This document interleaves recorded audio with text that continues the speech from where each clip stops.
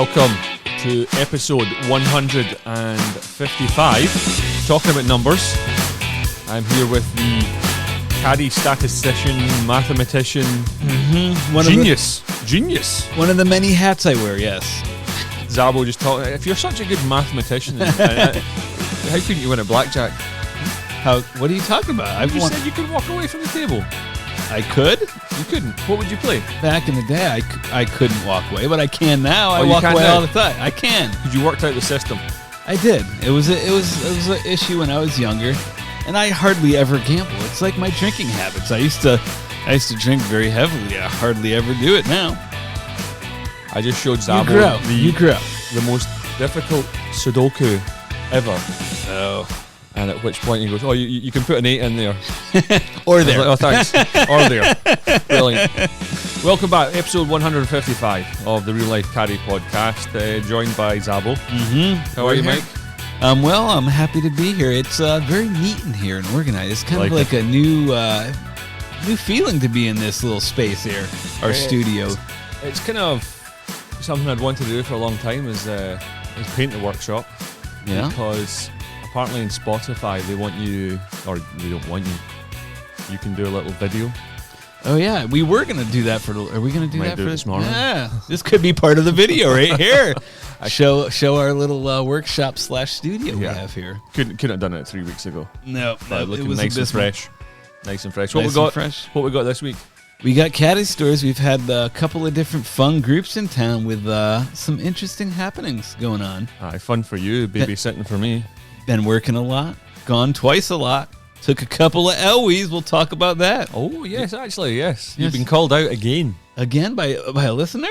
Mm-hmm. Is it the same dude who called me out for a pinnacle? Funny enough, the dude who was wanted to see the stats on the pinnacle, I was walking through. My players are a little errant sometimes, and I was walking through the woods and found a nice little pinnacle nugget sitting in the woods, brand new EX Gold or something. I said, give me that dude's name. Let's go out and play. I got my pinnacle. I'm ready for him. I'm going to have to be honest. I can't even remember who it is. Yeah, well, I'm sure he remembers it, and he's probably going to listen to this podcast. If I rip through my text messages, I might find it. I think he sent me a text. Oh, good. Well, you can just search like pinnacle through your text messages to see what comes up. Yes. Now, Caddie Stories.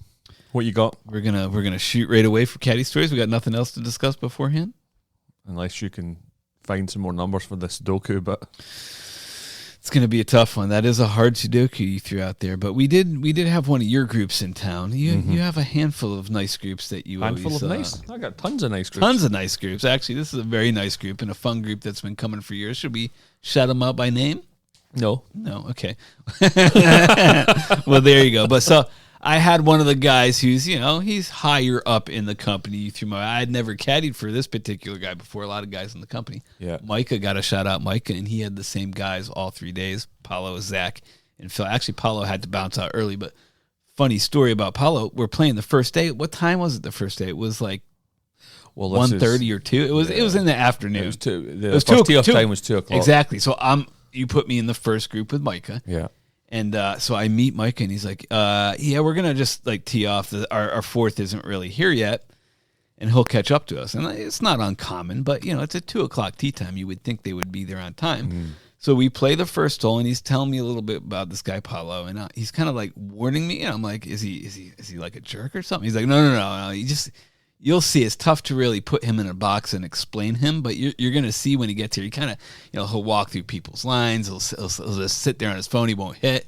And so he shows up on 2. He's all rattled. He's trying to get his Arcos hooked up to the system, and he can't do that. And he's like, well, should I go back to the tee or tee off from here? I'm like, Paulo, let's relax. I'm Zabbo. Nice to meet you. Let's just drop here. It's 135, play at 150. And then he puts it, he's like sculls it over the green or whatever. And so he's walking up, and everybody's already on the green, and he's just doing circles around the green, walking through the lines. And Michael looks at me and throws up his hands like, see what I said? This is what was going to happen. It's funny because I was doing the scoring, and I distinctly remember Paulo having scores on the first 2 holes. Yeah, I marked it. It's funny enough, I marked him down for a 6 net. I gave him like a net par, so I knocked him as par 5 to start off. It's very kind. Very kind, because most of his scores were like 8s, 9s, and 10s on the card, which I think we ended up giving triple max or whatever. But It honestly didn't matter who or what you gave him, because the same guy wins it every single time. Oh, really? Yeah. He's actually... Oh, Micah talked about that. He's like a 10 handicap, but they give him 18 or something. He takes 16, and he's probably about a 9, 10. Yeah, which, by the way, most of these other guys are getting 12, and they should be 18. So he clears up. Paulo was getting like 19. He should have been getting 45. But he hit one, so he could like stripe it like ridiculously far and relatively consistent with the driver. I mean, a few crazy errant ones, but on 10 at the Wii course, he striped one, put it to like 20 feet. I'm like, Paulo, you've had like 8s and 9s on every hole. This is your one chance. I really need you to focus here. He's like, I got you, Mike. Let's focus. Let's dial this in. I'm like, hit it here. It's a little uphill, looks downhill. And he pours it in for birdie. I'm like, if that doesn't hold up for his skin, it has to. And it did end up holding up for his skin. Paulo won his skin. But anyway, so we finished the first round. Actually, 17 tee box. He swings like as hard as he can with the driver. He gets under it, but it goes sideways. Couldn't see where it went at all. And Micah just goes, damn, you swung like the Fruit Ninja there. That was his name going for the Fruit Ninja. It was such a classic nickname. I've never heard a better nickname in my life. So second day, they decide, if it's not complicated enough with Paulo's issues and everybody else's in the group, the drinking and whatnot, Micah decides, let's play Wolf. I'm like, oh, no. Here we go, another Wolf game. And Micah's teeing off first. He's like, all right, I'm the Wolf. And then he tees off, and I'm like, whoa, let's back it up. I don't think you quite understand how Wolf is played. He's like, well, what are you talking about? I'm like, Wolf doesn't tee off first. For those listeners, I think we need to explain how Wolf is played. Wolf is the last one to tee off. Everybody tees off. If the person tees off, you either choose them. If you pass on them, you got to pick the next guy or the next guy as they hit. They didn't play that way. I did get them to play Wolf goes last, but they would pick after the first 3 hit or decide to go lone wolf. It was, and you know what happens there? You got to establish order. I'm keeping score, so what do I have to do every single hole? They don't know the order they're hitting, so I have to tell them every single time who's hitting first. Did anyone pay out? That's a good question. I doubt it, but so they decided it was such a fun game. Let's play it the last 2 rounds they played. So finally, Paulo actually had to leave. He drove off, and they had a replacement, which was actually legendary. We had so much fun with him. It was Scotty. Scotty pulls in, and so he's pulling in just for a round at the Wee course. Yeah. So we play Wolf there, and we have such a good time. You ended up texting us halfway through the round saying, yo, there's an extra time. If you guys want to play the big course, we have an extra time. So, yeah, we go to the big course for the afternoon round, and after a full day of Wolf in the morning, which they were just loving every minute of. Hey, Scotty, we got this wonderful game for you to play. Oh, and Scotty was like, he was a perfect replacement for Paulo because the skill level was about the same. He was not very good.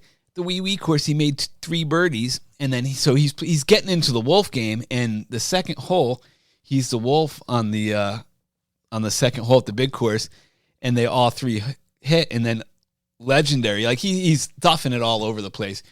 He looks at everybody and goes, nobody hit a great one. He goes, I choose me. I was like, that's legendary. I choose me. He goes lone wolf on the second hole at the big course, which is a relatively short par 5. Yeah. Stripes a driver, hits it to about 20 feet. Now, if you're playing wolf, and we were playing it this way, if you go lone wolf, it's double. You birdie, it doubles that. Eagle has to quadruple it. He's got a 25-foot putt for Eagle. Drains it for Eagle. He chose himself. He goes, I choose me. And then he makes Eagle quadruples the bet. It was all time. Legendary. No one's paying out. No, I doubt anybody paid out. But super fun. You know what? In a group of 20 people, they were doing skins each day. 20 players, 19. How many skins do you think there would typically be? How many would you expect? Out of 2 days? No, 1 day. Oh, one day. 18 holes, 19 players, and it's handicaps. Oh yeah, because it were net skins. Yeah, it was probably 2-3 skins. 11. Out of 4 net twos. You're the mathematician. You're the statistician. The chances that happen are what? 2%, maybe 3. Right. I Pretty crazy. I thought I was going through all the scoring, and I'm just going, how could this possibly be? How can you have 11 skins? Unbelievable. And then that's crazy. I think the next day there was only skins. 4. There was 4 on the second day. Yeah. Actually, Zach in that group, he could hit it around a little bit. He birdied 9 and 13 at the week course. On both holes are like, those are not birdie holes. I'm like, well, those are going to hold up for skins for sure. And they did, but I didn't realize there was 11 skins out that day. That's crazy. 11 skins. And they wanted to play the golds. Every single person was white. And then the main guy's like, oh, we'll play gold. And I'm like, no. You're not playing gold.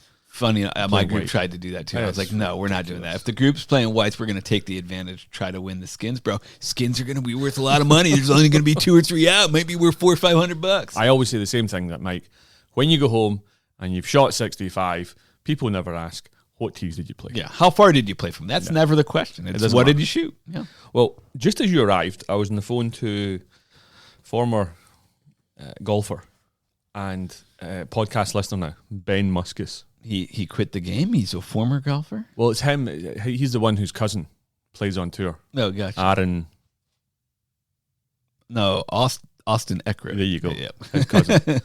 And he's what a sad life he's got. He's out here one weekend, then he's going back home. He's from Independence in Kansas. Ah. He goes out there for a sort of 3-4 day tournament. Now he's off to Omaha, I believe, and then he's going to Orange County to play. Then, you know, I mean, he's doing the circuit. He's saying it all as if this is like, oh, my life's tough. Yeah, but beats you up. Life on the road. I was thinking about how all of the YouTube golf and all the stuff you hear about is very self-serving. People go to the biggest courses, the biggest names, and I've always wanted to do more things along the lines of like Anthony Bourdain, backstreet restaurants, the stuff that's off the beaten track. Yeah.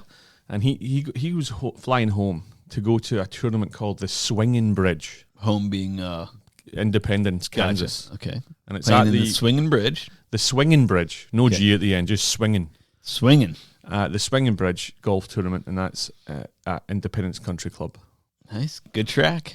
He was just giving me bits and pieces. He plays with his old man. I guess originally it was a father, because it's Father's Day. It was a Father's Day tournament, and now it's gotten bigger and bigger.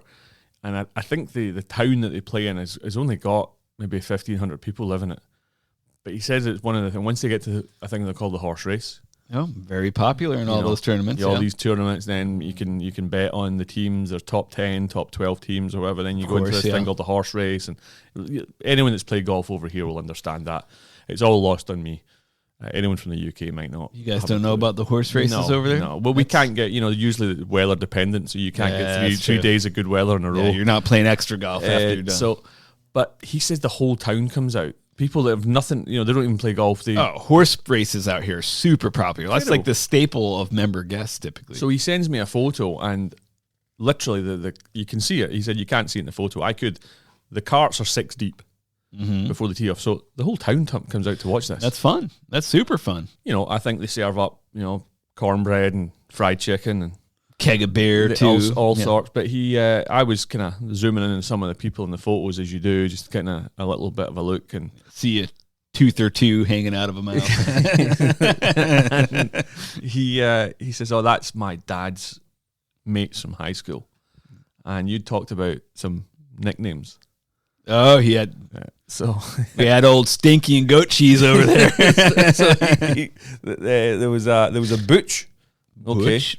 Which could be a man or a woman, let's be honest. That's true. Then there was a funnel head. Funnel head, that's a good one. Well, it's easy, huh? Yeah. Then there was a hambone. Hambone. A burro, B-O-R-O. Boro. Wait, what was that one? B-R-O-R. B-O-R-O. Boro. Probably looks like a bull. Is that bull? Spanish? Boro? Toro. Someone's called 2 Iron. So that'll be easy. Good story behind this 2 Iron. My favourite was just Fat Watts. Fat Watts. Was he like rail thin? That would be ironic. This group of people, he says, refer to women as trim, which I was just like, I need to go to this They're tournament. your people. That sounds like, people. These are my people. So he, it seemed like it was a really good time. There was about, what did he tell me, 60,000 was gambled in the horse race. That's a lot more. Wow. That's probably the town's GDP.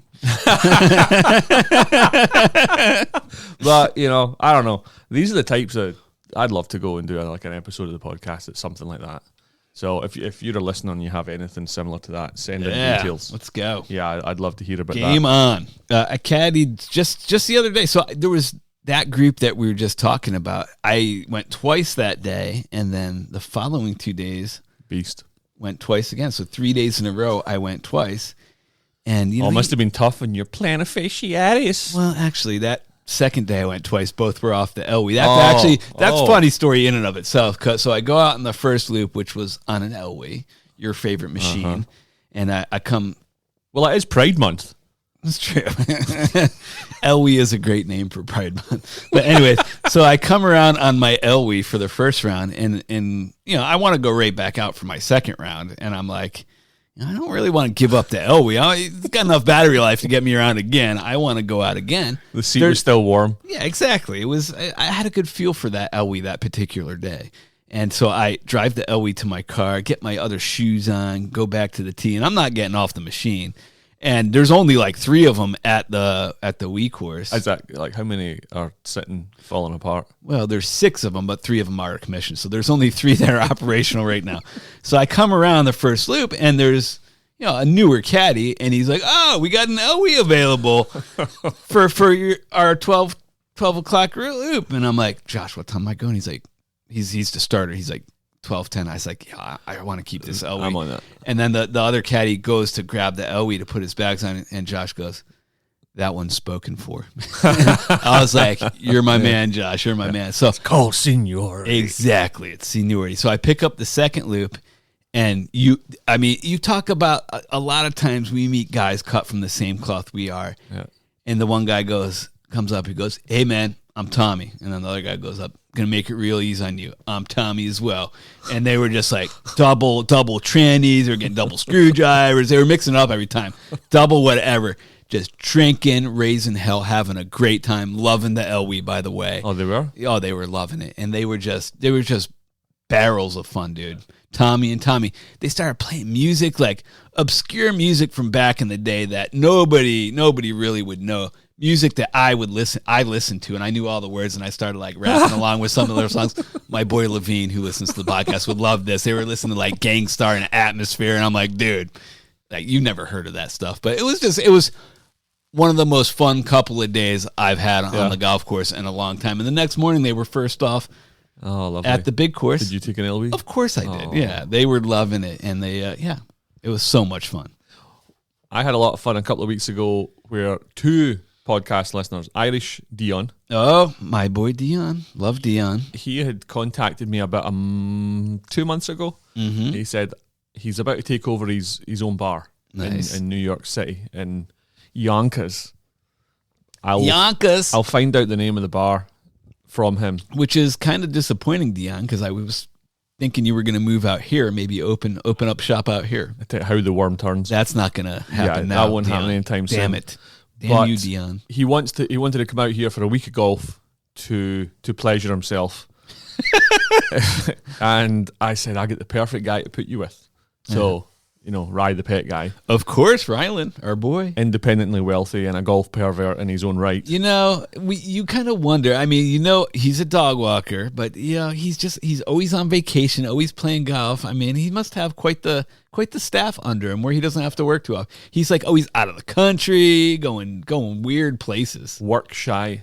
Yeah. He does. He's not a real workhorse. Well, I put these 2 golf perverts together, and I'll tell you, it was the alchemist, you could call me.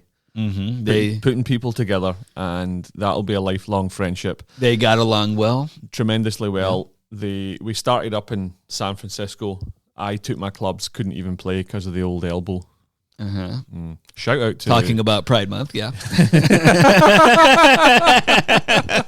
Hey, oh, my elbow! Oh, it hurts so much. I got tendinitis. Tendinitis. Hey, listen, shout out. I was working in the garden. Shout out to Rick Hartman, who's a caddy with us. Oh, love Rick. He sent me a text yesterday morning with acupuncture. He said is the key. So I'm going to go and get a couple of sessions at Dr. Lee's. There you go. So. Thank you for that, Rick. I'll keep you posted in the podcast. I'm sure all the listeners are really worried about my tendinitis. Oh yeah. But Dion Ryland, we started up in San Francisco. I was meant to play. Mm-hmm. Ryland's been at me for a long time to go and play this place, and I've never gone. So I finally went, but walked, and then carried for the pair of them down here. I think they played about 6 rounds, I did 5-6 rounds, really? Yeah. Nice. Oh, well, golf perfs. Yeah, they are. Can't get enough. And it's amazing. Dion, we thought it'd be a good video if we had one of those. You know, the guy stands outside a concert or a nightclub with a thing in his hand, and he, like an odometer, and he just click for every person that comes in. Yeah. And then people go. You were counting their shots with one of those? Or? Well, I could have done that, or the F-bombs that he dropped. And I was just laughing because I'm looking at him going, wow, you travelled 3,500 miles. For fuck's sake. To berate yourself. Just call yourself a fat pig. And then all of a sudden, they're playing a match, getting a little gambling going. This was the final round, and he had a great laugh, played awful. Actually, no, he played better, but then he started playing awful once the bet, because Weir Island, he loves to gamble. Does he? Oh, aye, he loves it. He loves it. And we get to the last hole, and he absolutely creams a 7, I think it's 7-wood, or a hybrid, I can't remember. But he hits the best shot of the whole week. Okay. And then he says to me, you think pass a tempo of any tee off times tomorrow? This is 20 minutes after telling me that he was going to give it up for a couple of weeks. I'm back, baby. And I think he went to pass a tempo of course the day he left. But just another example of, we talked about it, the people we meet. And then how we end up putting people together. And I think golf is unlike, there's no other sport like it. There's no other pastime, hobby, perversion. Well, maybe there's more perversions, but that's a perversion. That you can put people together, and that's that kind of glue. I'm thinking about another one that just happened 2 days ago that you talk about that. I mean, it's not really story worthy, but it's a crazy connection. This guy, I wasn't even caddying for. He did have a caddy. He's the COO. He's the chief operating officer of a major sports team. And I know somebody in that town that's worth, many billions of dollars who also owns a sports team in the same sport. And I said, oh, you must know, da-da-da. And he's like, yeah, I know him. We're flying out to, LA next week to have a board of governors meetings for our sport. And I'm actually flying on his plane. I said, he's going to get a kick out of this. When you get on his plane, you tell him that you know Mike Zabbo, and he's just going to, he knows the guy pretty darn well because they're in the same area, and it's just randomly happening. That was the first topic of conversation, Mike. He'd be like, who? He's going to be really excited. Who's that guy? Yeah. That's pretty funny, but it's crazy. Did you ask him if he knew your boy Theo? He does know. I'm sure he knows Theo. Everybody knows Theo other than you. Theo Epstein, get out of here. Everybody get out of here. Never heard of him. Yeah. Epstein Island. Right, quick break, then question shout-outs. 4! Before we move on to the questions, Mike, how about that one yesterday where we had the boy who chopped the front nine. Chopped. Absolute shot. Horrible. Couldn't get to the fairway with any drive. And couldn't hit water if he fell out of a boat. And he said, on 10, he says, I'm used to playing in bare feet. Yeah. And we said, well, I'll take your shoes off. Your damn shoes off. And he hit every Stripe single show. fairway. Stripe show. Don't know. Birdied 14. That was pretty solid. Birdied 14, but he hit every fairway and very comfortable in his bare feet. So we're gonna try to do that again today. I think we will do that again.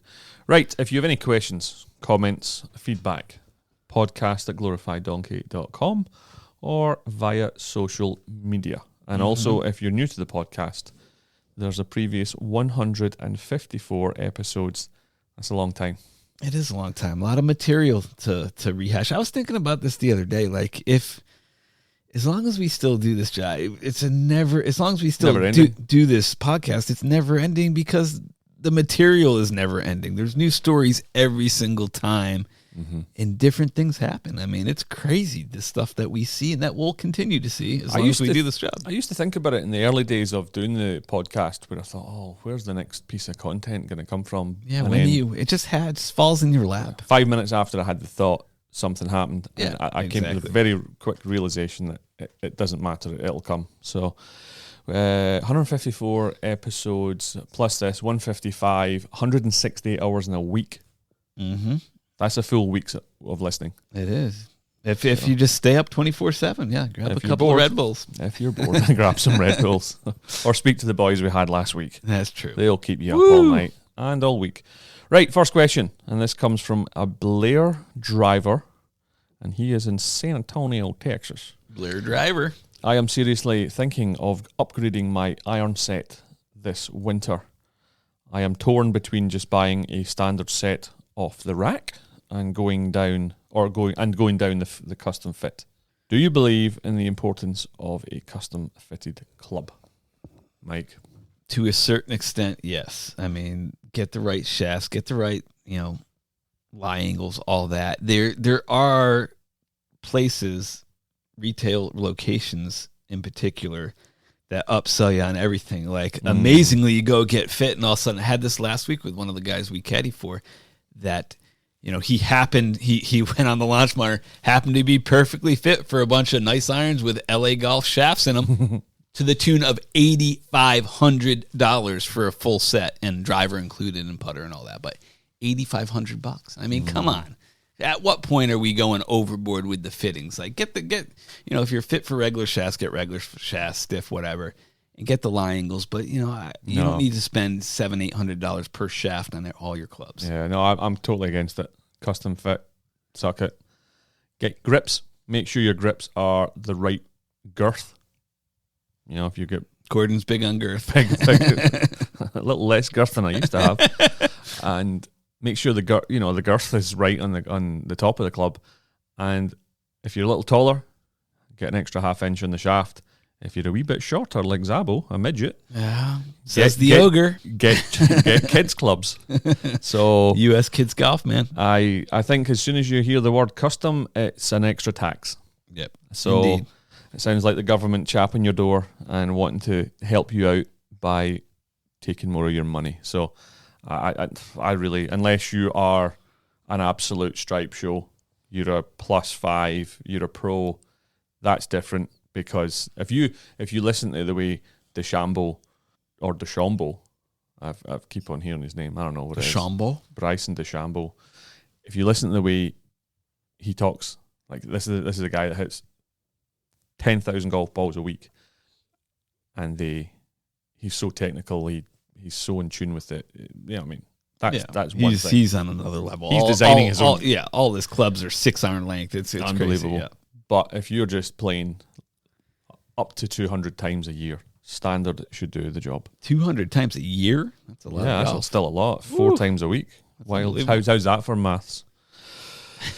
My putting sucks. I'm trying new techniques.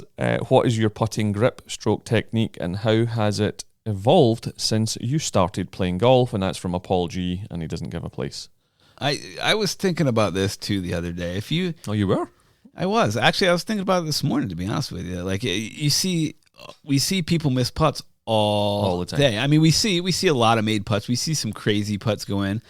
But if you go to the range at a PGA event and see guys hit 20, 30 footers on the putting green, and they're hitting, 3 balls at a time, a lot of them. Miss all 3. Yeah. I mean, putting's not easy. There's a lot of variables. Grass is different. Your putting, so does everybody's. Can it get better? Yeah, it can get better. Everybody's putting, I think, who plays the game consistently evolves. I went to the claw for a while. I was using the claw grip after Chris DeMarco with the rest of the world. Worked for a while, then it stopped working. Then I went crosshand for a while. Now I look at the hole instead of looking at the ball. I mean, people try crazy things to improve their putting. Get out there and practice. Your putting's not going to get better if you don't practice. Yeah, as Tim O'Neill would say, golf is hard. It is. Golf is hard. And the claw, no thank you. The left below right, no thank you. To each their own. I mean, it works for some people. Well, there was a guy at the weekend who, on Saturday, and he said to someone else, try left below right. And I was like, and it's working for you. Yeah. And you wouldn't have seen his putt, and he went, oh, good point. I says, here, go back to standard. He's standard, and he hit it 2 feet. And I went, exactly. I think the most important things about putting is alignment. You need to know you're hitting the ball where you think you're aiming. Yeah. And you could have the best read in the world, but if you ain't aiming where you think you are, waste of time. And just practice. How about that? How about you just go out and practice? Actually, you said that, guy. I got to bring up, this is totally off topic, but a different story you were talking about. Oh, it's working so well for you. So in that group we had, Zach and Phil. This guy, Zach, he could hit the ball a little bit, but he did struggle, like I do sometimes, with the shanks. And so Phil, the other guy, was struggling a little bit, and he striped the drive, and he had like 60 yards. And Zach, after freshly shanking one the hole before, was up there giving Phil a lesson. He's like, you need to do this, play a little back in your stance, do this, press forward, just a little chip shot. And what does Phil do? Dead sideways shank. And I look at him, I'm like, you're shanking the ball all day and you're giving a lesson, and the first lesson you give, he shanks the ball. Maybe you should try not to give other people lessons. That's it. The 28 handicapper hits one good shot and starts giving advice to everyone else in the group. Unbelievable. I lose 15 pounds and I start scoffing at every other fat person in the world. Yep, that was the same thing. I quit smoking one time, and I was like, oh, this is what you need to do, quit smoking. A week later, I was smoking again. Brilliant. But yeah, no, honestly, mate, your putting sucks. Practice more. Yeah. And stick with what you have. The claw, get away from it. Honestly, I just don't understand how anyone can unless it's working, then stick with it. Next question, and this comes from a PLC. A PLC? Yep. Like P period LC? Yes. Okay, from where? Doesn't say. Okay. If I was organizing a golf trip with my friends, what are the things I should think about? Think about staying away from the game Wolf. Play like a skins game or like a best ball game. And you know, if your group's not very good, maybe organize like a 2-person shamble or something like that. Make it fun. Make it a little easier for your guys. If the guys are, 5, 10, 12, 15 handicaps, what if they're like 20 handicaps? Play some sort of a 2-man scramble or a shamble or something like that. I think you should never play too much golf. If you go on a golf trip, 3, 4 days, 10 days, don't try and play too much golf. Correct. Try and pace yourself. If you're going to be partying, don't get early tee-off times. Go for afternoon. If you don't like slow golf, go in the mornings. Correct. Little things like that. I think if you're going to go on a trip, you need at least 8 people. 4 is too few because you could end up with some grenade. Remember the ones we had? Oh, remember the ones we had from Arizona? And the one guy got drafted in, and by the last day, he was different from the other 3. Yes. And it was horrible and terrible. Yes, they'd spent too much time in each other's company. That happens. So if you're going to cross country or you're going abroad, think about who you're going with. But know who you're traveling with. Take 8 because you can circulate the foursomes a little bit more than you can with just 4 people. Keep the grapes a little fresher. And just be realistic. Think about cost as well. Not everyone's going to want to. There's at the club they were organising a golf event, and the guy who's doing it wants shirts and hats and everything. The GM's like that. Listen, you've taken an event that could cost $120 and now you've doubled it. Yeah. Like, people have different budgets. People have different budgets. So, and I'm along that line as well. Just keep it reasonable, and then you maybe spend a bit more money on the trip. But good advice. That's sage advice. Yes, very sage.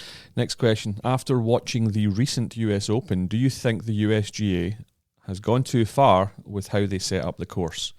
And that's from Tyrrell Hatton. No, I'm just joking. This is from Joey in Manchester in England, and he says he's a big United fan. Of course, I tell you what, Joey, you can suck it. Man United says Aston Villa guy over here. Disgusting.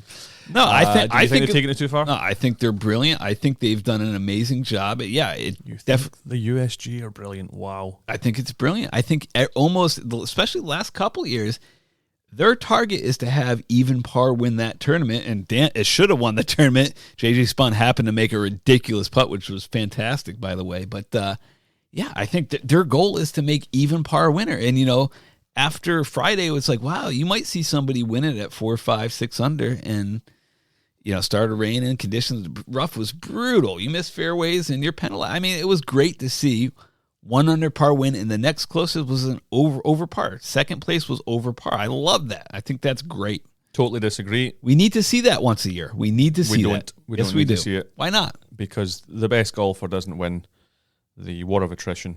That's not true. And he was the best golfer that week. The best golfer in the world. Mistakes. The best golfer in the world was right there and had a chance, and he didn't play his best. I think it gets boring just watching these guys chop. G is just mad that his prediction has not come true. He said you'll never see another, Todd Hamilton or. No. I just not yet. Well, JJ Spawn's hardly Todd Hamilton. That's true. I mean, come on. Yeah, he's a really good player, but and he he's can hit the broken ball through. off the tee. He hits it long. He does hit it long. And he's middle of the pack though on the PGA Tour. He's like 50. He's like 60th, like middle of the pack for the guys who have their cards as far as distance. He's not mashing it. He hits it far, but yeah, he hits it far. But Todd Hamilton wasn't. He didn't know what the PGA Tour was. Yeah. So, no. For me, it's not. It's so unpredictable with how bad the conditions were that a guy hits it in the rough and then it ends up, it could be, hits the fairway, it's a 4, hits the rough, it could be an 8, and I don't think that's really all that. Fairways, bro. It wasn't as enjoyable as watching the first 2 majors of the year. So I like it. I enjoy watching those guys struggle. I enjoy seeing Wyndham Clark smash the locker room. Did you see that one? He's been banned from Oakmont. Well, I saw that on Tour Golf, which is a satire account. Like, legitimately, he's been banned? I believe so. Wow. It's not surprising. I'm quite right. He really is an angry guy. Yeah, well, I mean, he won the U.S. Open and then hasn't won anything since. He's been very angry. So, well, I don't know. I don't. I love hearing people saying, "I like to see them struggle like we do." I'm like thinking, struggle like you do? You struggle. you could put a golf hole in an airfield, and you'd still struggle. Yeah, you're beyond hope, let alone struggling. Like what would one of the guys we caddy like this? Literally, this guy said, "Well, I'll love to see them struggle like I would." I'm thinking, you would. You just shot 115 around a parkland course. It's like easy conditions, and you gave yourself at least 180 feet of putts. Give yourself good lies on every one hole. Of these hacks that we caddy for. Oh my God! If they kept score, 200, they couldn't finish. They would. Well, they'd still be out there. They would have to take the rules of I'm taking an unplayable. Yeah. Like the boys we had yesterday, what did they say to us? They went, how do we rate in all the people you caddy for? Jeez. And we said something funny along the lines of, well, you're at the top end of the hacks. They love that. They love that. Yeah. But yeah, no, I not for me. Zabbo loves it, not for me. I like tough conditions. It's enjoyable to see them struggle like I do. The 140 is it 144 or 150 players and one person's under par. Love it. To me, it's just that was kind of boring. Last question, Mike. Finley Martin, and he's from where Collingwood is. Collingwood is in Colorado, Ontario. Oh. It's close. I watch a lot of golf and would love to play so many of the courses I've seen on television. Kiowa Island, Cran-sur-Sierre, East Lake and Pebble Beach. They all suit the eye. What do you think makes a golf course truly great and makes you want to play it? It's all personal preference. I mean, I do prefer ocean courses. I think being on water is amazing. Mm-hmm. I think we're in one of the best spots in the world as far as golf. I mean, we have world-class golf courses where we are. And I feel privileged to walk out. I really do. I know you probably think that's kind of sappy, but I do feel privileged to walk out there every day. I love it. I love every minute of it. No, don't ever feel privileged. We're just it's through design. You chose to do the career you're doing, and you chose to move here to do it. So, and I love it, and that's why I'm still here, and that I'll be here in 20 years doing it. Hey there, Big G. I love your office. Yeah, I love your paycheck. Yeah. Here, you take my office. I'll take your paycheck. That's true. There's a lot of truth. So to that, you like the ocean? For me, it would be what makes a great golf course. Stand on the tee. You don't need a caddy. You don't need one of us losers on your bag. You can just what you see is what you get. No blind shots. Nothing in front of you but grass. Not too penalising. I would say that it's fair. I think golf courses that, regardless of your ability, you can still score. Mm-hmm. You're a 24 handicap. There is a chance of making a birdie, like the old barefoot dancer yesterday. Yeah, he makes a birdie. You wouldn't look at him in the front nine and think he could make a triple. Yeah. So I think fairness, be realistic. People are always talking about, are the greens good? What does it matter? You can't putt. Yeah. And honestly, if you had fast, pure greens, the average golfer would have 48 putts. So yeah, for sure.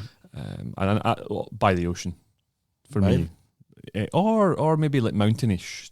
Yeah, I've always looked at courses that are maybe say tree lined in Colorado and think, oh, I'd love to play there. Glen Eagles in Scotland, beautiful. I mean, not near the ocean, and beautiful courses there. Yeah, because you get the Highlands and Yeah, stuff. it's Well, not beautiful. the Highlands. It's the beginning of the Highlands, I guess. Is it really? I'm sure some Eagle Eye in Scotland will be like, I don't know what I'm talking about, but it's at the bottom of where.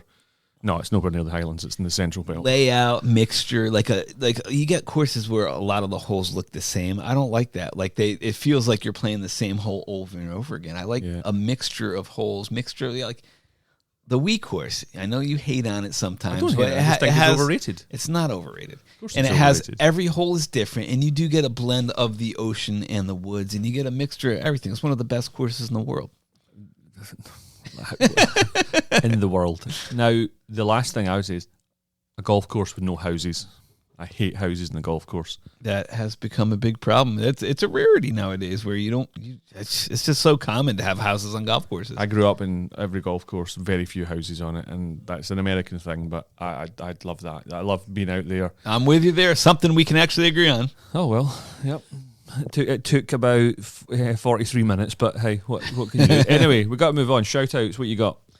Well, I got to shout out the group that was in town last week. Mm-hmm. Got to shout out Micah. Got to shout out Paulo, Zach, Phil. Got to shout out Scotty. I choose me. Scotty, you're the man. Got to shout out Tommy and Tommy, who I caddied for. A lot of fun. I also have to mention, yesterday was Father's Day. I got to shout out my mother-in-law, Jean. She sent me a Father's Day card, and it was, her being the nice mother-in-law that she is, sent me one that was related to golf. And it said, I hope your day is way above par. Very nice. Kind of, but you start thinking about it. It's like above par. That's not really a good thing if you're above par. I want to be below par. I was like, I'm not sure how to take this card. I hope your day is above par. I'm on the course. I want my day to be below par. I was I started thinking about it. It was a very confusing card, Gene. I love you, but very confusing card. But my day was actually below par. I had a good day, so I consider good days below par. You sent me that last night. You didn't get it. I thought to myself, what's he talking about? I don't want to be above par. Lost his mind. Yeah. Anything else? You good? I'm good. Excellent. Shout out to Jason Connect and his son Davis. Jason treated his son Davis. Finished the 9th grade. Came out here. Nice. You don't get that too often. Usually you get, finish the 12th grade or you graduate college, but the 9th grade. Must be Dad's nice. Celebrating too. How the other half live. Rick Hartman. Rick, I know you know him, and Rick. He caddies with us at the resort, and his granddaughter's actually really good friends with my daughter. There you go. So Rick, I'll keep you posted on acupuncture. Teddy B, as well as justifying a 5-putt to me. Like someone else made and he tried to justify someone 5-putting. Like, how can you justify a 5-putt? Just give it to him after his 3rd putt. I was laughing about a guy making a 5-putt, and he's like, well, in all fairness, I was like, there is no all fairness. Like, a 5-putt is inexcusable. Inexcusable. Unless you're putting from, say, Collingwood, Ontario, right? Yeah. Even then, like 5-putt. 5-putt. You're actually on the green and you 5-putt. But he was calling you out on your Elwee. Teddy B was? Yeah. Oh. He's seen them in the last couple of weeks, and I said, well, that's your boy Zabbo all over those. Hey. And he says, I hope it's something that doesn't last. I said, no, they're well, here to stay. I do say that. I don't think it will last. Because it'll fall apart. Well, that's part of it, but I don't think it's a great look, but as long as they're going to let us use it, I'm going to use it. No brainer. Kevin Schuler as well. Shoe dog. Zabbo did call Pines the local muni dump. Thank you, Kevin. I did. Much appreciated. You really? did. You did. I got to re-listen to it. Actually, I have to make a correction too. We were talking about crazy professions, and I was talking about the Flex Seal guy. He actually didn't die. He's alive and well. He's still pumping out a lot of Flex Seal. Yeah. I was thinking of a totally different dude, but this dude did caddy for the Flex Seal guy, legendary guy. Yeah. There was I can't little correction in European football over the last 12 months somewhere, maybe within the last 6 months, they had a minute's silence for a former player who was actually still alive. So that it can happen. Yeah. And also to Dwayne and Wendy Good. And they live locally. I caddied for Wayne years ago, and I met him on Friday night. Dwayne. And his wife, Wendy. Mm-hmm. And I looked at him, and he looked at me, and he's like, you can't remember. And I'm like, yeah, I knew his face. Gotcha. I've met him a couple of times. Yeah, I've been there before. And then I was able to, you like to surf, and your name's Dwayne, blah, blah, blah. So they love listening to the podcast. Nice. And I encourage them to find some other hobbies as well. So there you go. But anyway, if you have any comments, as I say, send them in social media or podcast@glorifieddonkey.com. Send us in your stories and we'll give you a mention. Mike, thank you for your time. Always Thank a pleasure. you. Always Enjoyed a pleasure. it. Yeah. Back at it today, I guess. Yeah, we might be working together. I don't know. We're working in the same group. Oh, there we go. Yeah. Okay, well, if you need any help, I'll be there to help you out. Thank you for your time again. Listeners, 154 previous episodes. Get out there. Rate it, review it, share it. We'd love to hear from you. And until the next time, enjoy your golf, but more importantly, keep it humble.